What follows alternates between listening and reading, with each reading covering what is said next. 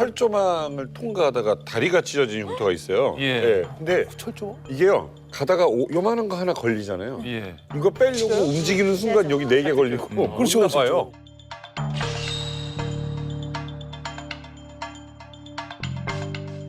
이게 이제 그 저기 지금 그림에 나와 있는 것처럼 뭐 기둥을 타고 이제 올라가서 저 위에 올라가면 이제 그 Y 피켓 Y자 형태로 이렇게 해서 위에 윤형 철조망이라는 게 올라가 있는데 그 윤형 철조망 있는 거기를 이제 휙 이제 뛰어서 넘어갔다고 이제 봐야 되는 거예요. 진짜 이상하다. 안 돼. 저걸 어떻게 넘어? 이렇게 돼 있는데. 이거 반대로 돼 있는데, 그죠? 중력을 거스른다고요. 거기다 철조망이네. 그리고 저기 뭐야 이게 철선이라 다친단 말이야.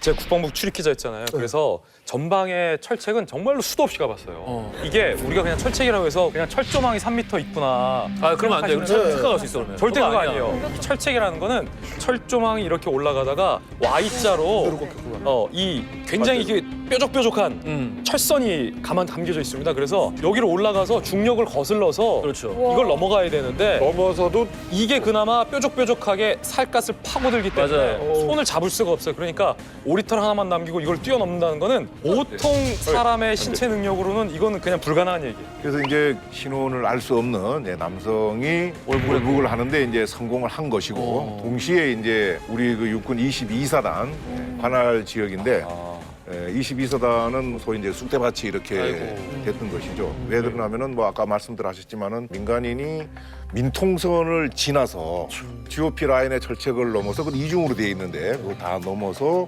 군사분계선 가까이 갈 때까지 우리가 그걸 이제 몰랐다는 거 아닙니까? 예.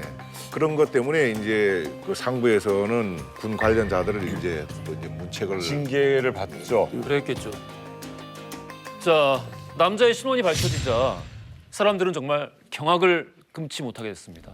맨손 월북을 한 이 남성의 정체는 1년 전에 똑같은 루트로 3m의 철책을 맨손으로 뛰어넘어서 북에서 남으로 탈북을 해서 화제가 됐던 바로 그 점프 기순자였습니다. 야, 이 말이 돼? 나왔던 길 떴다. 아휴, 대단하다.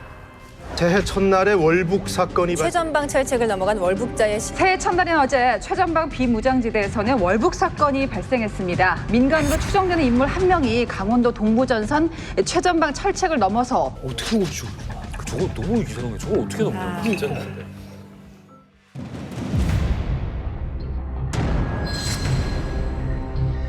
1월 1일 야간에 동부전선 DMZ를 통해 미상인원 1명이 월북한 상황이 있었으며 현재 합참 전투태세 검열실에서 현장을 확인할 계획입니다.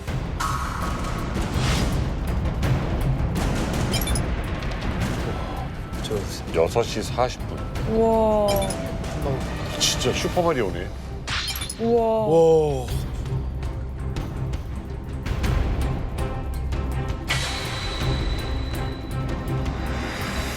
신체도 되게 굉장히 좋아요. 뭔가 단단한 느낌이죠. 일단 새해 첫날인 그제 동부전선 최전방 철책을 넘어간 월북자의 신원이 밝혀졌습니다. 1년 전 바로 그 부대의 철책을 넘었던 점프 기순의 당사자입니다.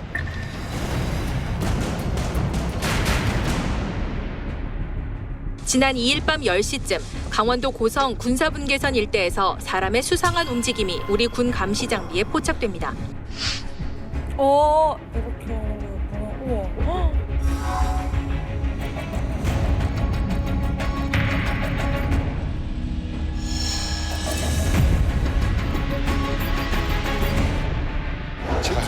이게 말이 안 되는 건데 이게 아무튼 남북 분단 역사에 있어서 최초의 타이틀을 2개나 가지고 있습니다. 한 사람에게 우리 철책이 2번이나 뚫린 사건입니다. 예, 참 기가 막히죠. 그리고 또 14개월 만에 기순자가 월북자가 됩니다. 그러니까 이게 이런 식의 굉장히 희귀한 확률의 이벤트가 한 번 벌어지는 것도 희한한 일인데 2번이 연속된다는 거는 뭔가 더 있다고 생각할 여지가 굉장히 큰 거예요. 그러니까 의심할 만하네요. 아니 철책을 자유자재로 이렇게 좀 뛰어넘었다고 해가지고 점프 기준, 점프 월북 사건이라고 맞아. 부린다고 하더라고요. 자, 22사단의 철책을 2번이나 점프한 이 남성. 우리 군의 감시망은 왜 뚫린 건지. 또 경계 실패로 문책을 받았고 합참 작전 본부장이 대국민 사과를 하게 됐습니다. 22사단은 뭐 이제 잘 알려진 것처럼 이제 소위 이제 별들의 무덤이라고 그러 참 안타까운 일인데요. 그럼 거기 임명되면 약간 좌천되는 건가요? 뭐 좌천이 아니고요. 이제 별 1개에서 별 2개로 예를 들어서 뭐 8명이 승진했다 그러면은 그 8명이 이제 비는 곳에 이렇게 배치를 받게 되는데 누가 갈지 모르는 거죠. 아, 그 랜덤이에요? 예. 제가 진급했을 때도 내가 고성균이니까 고성군에 갈 수 있는가? 네. 이게 농담이 아니고 제가 집이 이제 강원도니까 뭐 이렇게 그 강릉이 뭐 정선이 그러니까는 그래서 사실은 야 거기로 명령이 나면은 가서 내가 어떤 각오로 근무를 해야 될 것인가 생각을 한번 해봤었죠. 물론 가라면 가겠죠. 당연하죠. 예. 최선을 다해서. 예. 그런데 이제 유달리 근자에 와갖고 보면은 이제 그 귀순 사건이 아까 뭐 점프 기수 사건, 뭐 오리발 귀순 사건, 또 이번에 이게 넘어가고 이러는 것들. 그러니까 이제 상대적으로 왜 22사단 쪽이 귀순자가 많고 이렇게 넘어가는가 하는 것은 그만큼 이제 쉽다는 거죠. 넘어올라 그런 사람한테는. 22사단 지역은 북한에서 출발을 해서 내려오다가 내가 지금 방향을 제대로 가는지 하려고 고개만 왼쪽으로 싹 돌리면 보면 되니까 바다가 이제 보이거든요. 그럼 그것도 이제 기준점이 될 수 있고 저 멀리 통일 전망대도 보이고 그러니까 방향을 유지하기가 좋은 거예요, 상대적으로. 야, 구역이 넓어요?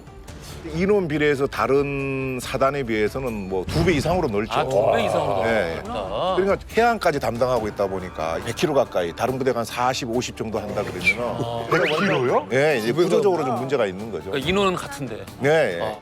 부대가 커버하는 지역이 넓은 것도 있습니다만은 거기 더해서 방금 말씀하신 대로 지리적인 취약도 지형적, 같이 있는 지형적인 측면에서 제가 볼 때는 이제 그렇답니다. 이게 이제 그 이번 점프 월북 사건 같은 경우에 이제 왜 몰랐냐고 하면은 경계만 관리 시스템이 제대로 작동하지 않은 것 같습니다. 사실상 GOP 인근 감시 카메라 세대에 철책을 넘는 장면이 5번이 포착이 되긴 했거든요. 5번이요? 그래서 실제로 그걸 보게 되면 그 철책을 기어 올라가지 넘어서 갈대밭으로 사라지는 이 장면이 잡혔는데 그걸 갖다 실시간으로 모니터링하는 시스템이 없었던 것 같고 실시간이 없었다. 나중에 또 돌려보는데 또 시간차가 있어가지고 엉뚱한 장면을 돌려보고 그래도 안 나오니까 다시 돌려보다가 그걸 결국 발견한 게 된 거고요. 또 감시 장치도 있지 않습니까? 알람 같은 거 이렇게 올리고 그러는데 넘어간 게 아니라 넘어온 거라고 착각을 한 거죠. 기순자다. 네.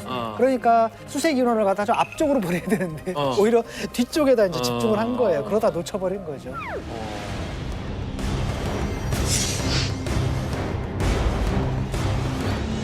새해 첫날 탈북민이 GOP 철책을 넘어 월북한 점프 월북 사건과 관련해서 당시 해당 부대에서 사람이 철책을 넘은 것 같다는 근무자 보고를 누락하고 이후 장병들의 입단속까지 시켰다는 내부 고발이 나왔습니다. 당시 사람으로 추정되는 물체가 철책 상당부에 압력을 가한 것 같다는 보고가 있었지만 상황실에선 이를 상급부대로 보고하지 않고 경보 오작동으로 무마했다는 주장이 나왔습니다. 그리고 상황실 감시 모니터를 지켜봐야 하는 간부들이 휴대전화로 유튜브 감상, 부동산 구경, 사적 통화를 일삼았고 흡연을 이유로 자리를 비우기 일쑤였다는 폭로도 나왔습니다.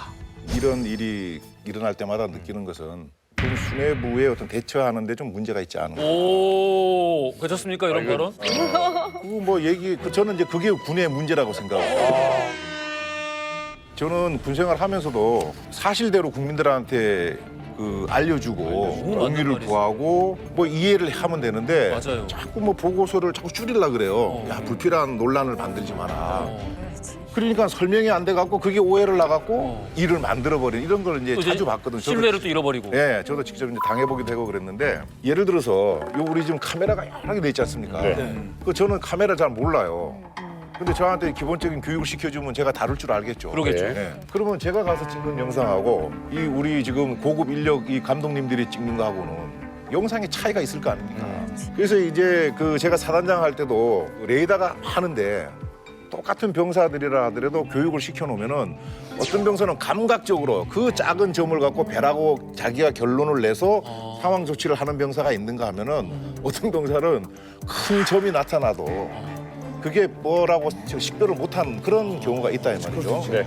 그래서 이제 기계가 아무리 좋아도 이게 최종적으로 A냐 B냐 판단하는 것은 사람이 해야 되는 거죠. 거기에서 이제 오류가 생길 수 있다는 거죠. 그래서 이제 군 수뇌부가 명확하게 이게 뭐 과학화 이렇게 해놨다 그래갖고 이게 만병통치약이 아니고 이런 애로사항이 있으니까 좀 뭐 이해를 해달라든지 아니면 뭐 이렇게 이제 조치를 해야 되는데 사단장 이하만 자꾸 문책을 하니까 이제 별들의 무덤이라는 게 이제 그런 나오는 것이죠. 그러니까 요 사건 관련된 기사의 댓글을 쭉 한번 예전에 한번 읽어봤는데 그 엑스레이나 CT를 찍는 거는 기계가 좋으면 좋은 사진이 나온다. 그런데 이걸 누가 어떻게 판독하냐? 따라서 명의가 될 수도 있고 이른바 돌팔이가 될 수가 있는데 천지 차이야. 그러니까 어떤 의사가 그걸 읽느냐에 따라. 군 필자가 쓴 그 글인 것 같아요. 그러니까 현재 시스템 가지고는 사병이 절대로 명의 반열에 올 수가 없다. 이걸 어떻게 해결하냐 이런 글이 있더라고요. 시스템의 문제인데 이 과학들이 있는데 문제는 뭐냐면 과학 장비에는 다 포착이 된 거 아닙니까? 근데 데이터를 가지고 판단을 내리는 게 잘못된 거잖아요. 라고 했을 때 그 판단들을 예를 들어가지고 짐승이 걸렸을 때와 사람이 달렸을 때 패턴이 다르다는 말이죠. 이런 것들을 하는 게 그야말로 이 AI예요. 맞아요. 네. 그렇죠. 그래서 그런 시스템을 만들어서 하면은 뭐 병사들이 그 추운 데 나와가지고 그럴 필요 없다는 생각까지 들어요. 자, 군의 경계 실패와 함께 이슈로 떠오른 게 있습니다. 이게 바로 1년여 만에 2번이나 철책이 뚫렸다. 자, 오늘 탈북과 재입국을 한 그 남자에 대한 이야기입니다. 자, 정말 미스테리한 일이 벌어진 거예요. 굉장히 미스테리한 일이 벌어진 거고 민간인 출입이 금지된 민통선을 자유자재로 넘나들고 심지어 북한을 너무나 쉽게 하루 만에 간 남자. 대체 누구이며 대체 왜 2022년 1월 1일 새해 첫날 DMZ를 넘어서 북한으로 넘어간 것인지. 자, 우리 군은 월북 다음 날 북한 측에 사건의 경위를 묻는 대북 통지문을 보냈는데요. 북한 측은 통지문을 받았다라고만 확인한 채 이 이상에 대해서는 묵묵부답입니다. 받았다고 끝이라고?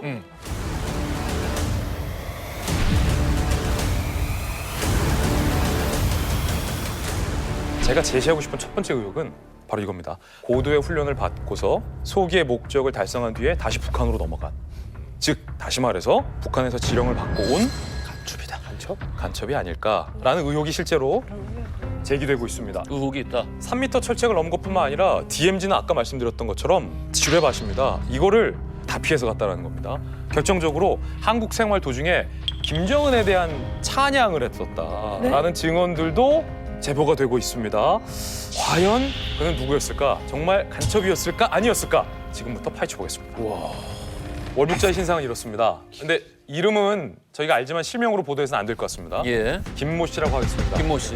나이는 92년생, 31살인데 그렇게 어려? 저는 그렇게 어려?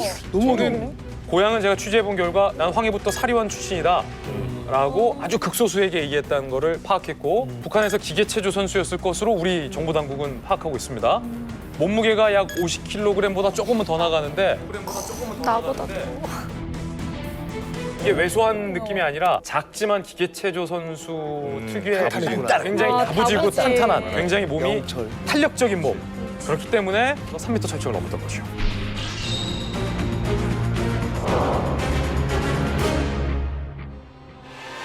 나는 궁금한 건 그거야. 정보당국에서 기계체조 선수 국가대표급의 선수들한테 혹시 이게 가능할 것 같냐고 물어봤을 것 같아. 물어봤겠죠. 제가 들은 이야기는 실제로 이제 우리가 해봤다 그러더라고.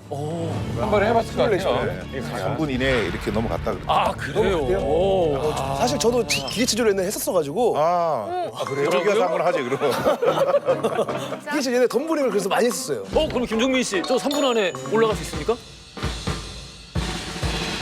저는 떨어졌겠죠. 했으면 여기 안 앉아있었겠지. 그때 떨어졌거든요. 옛날부터 종이 잘 떨어져.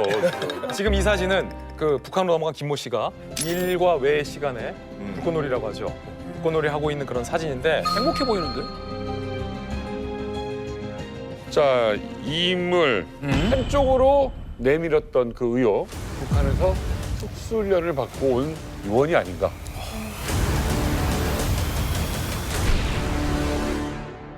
아니 실제로 이제 북한 같은 경우에는 탈북민의 가족도 그렇지만 재입국을 했을 때도 처벌이 내려져요. 근데 저분 같은 경우는 이제 군사분계선을 왔다 갔다 그냥 옆집처럼 했잖아요. 제가 생각하건데 한국 군파악이나 이제 침투 루트를 알아보기 위해서 일부러 조금 군사정보 지역을 왔다 갔다 하지 않았나. 일단은 전문성이 너무 높다. 높아. 여기서 첫째로는 시기 선정을 잘했어요. 1월 1일은 어디까지나 휴식일이기 때문에 이런 적용을 선택했습니다. 전문성이에요. 맞아. 다음 입국할 때 일반인이 택할 수 없는 불가능한 위치 선정이니까. 자기 지역도 아니고 사리원에서 하루아침에 깜짝같이 고성에 날아들어서 훌쩍 넘어온다? 이게 맞지 않아요. 솔사구 고성군에서 사는 주민들 자체가 민통 구역이 있듯이 북한도 마찬가지거든요. 그러니까 그 구역에 뭐 언제 출입해본 경험이 없고 지역상 파악이 힘들어요. 그런 곳에서 톡 선택의 위치가 아주 지뢰도 없고 아주 편안하게 왔다. 이게 사실 힘들어요.